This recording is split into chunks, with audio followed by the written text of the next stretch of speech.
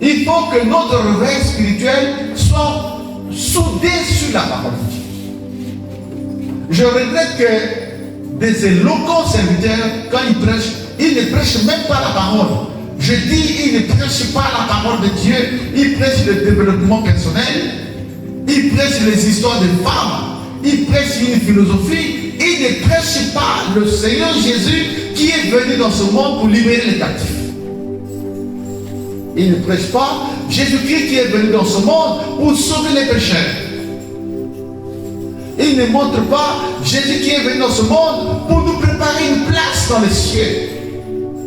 Ils ne prêchent pas Jésus qui nous dit soyez prêts parce que je viens bientôt. Ils ne prêchent pas ça. Je ne sais pas, je suis en train de regarder. Je crois qu'à l'Institut biblique, il faut que je crée un cours. Parce que l'histoire de l'Église a des périodes. Il y a des périodes de la naissance du christianisme lors de la Pentecôte. Il y a la période des pères de l'Église. Il y a le Moyen-Âge. Il y a la période de la Réforme. Il y a la période de la naissance du mouvement pentecôtiste. Il y a l'histoire du charismatisme. Mais après le charismatisme, j'ai découvert qu'il y a un autre mouvement qui n'est pas fondé sur la parole de Dieu, ni sur la puissance du Saint-Esprit, mais sur, je ne sais pas comment identifier ça, sur les intérêts qui sont dans ce monde. Sur la prospérité, sur l'élévation, sur l'argent, sur la gloire, sur le matérialisme.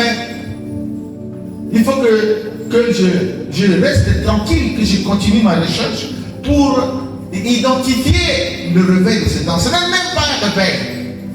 Parce que le réveil, c'est le retour à la parole de Dieu. Le réveil, c'est la soif d'accomplir la volonté de Dieu. Le réveil, c'est la soif d'abandonner les péchés et de venir dans la sainteté. Ce n'est pas ce réveil. Alors, si nous voulons conserver ce réveil, nous devons former les serviteurs de Dieu. Est-ce qu'il y a quelqu'un qui est convaincu de ça?